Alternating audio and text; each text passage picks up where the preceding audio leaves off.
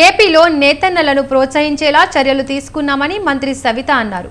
మండలిలో ఆమె మాట్లాడారు. గతంలో ఆగిపోయిన టెక్స్టైల్ పార్కును మళ్లీ ప్రారంభిస్తున్నామని మంత్రి తెలిపారు.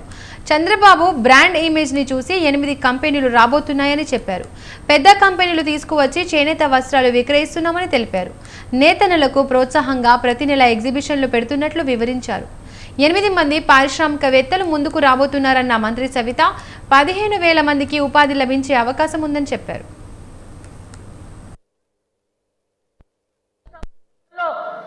ఓన్లీ ఒక నేతన్న నేతం తప్ప వాళ్ళకి ఏ విధంగా సహకారం లేదన్న విషయాన్ని కూడా మీకు తెలియజేస్తున్నారు. చెప్పండి అధ్యక్ష, నేతన్నల మోసం, నేతన్నల ద్రోహి అన్నారు అధ్యక్ష.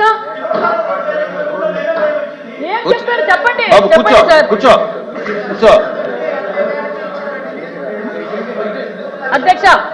అధ్యక్ష వాళ్ళు ఇచ్చింది ఏమంటే అధ్యక్ష, నేతం ఒకటి ఇచ్చారు అధ్యక్ష.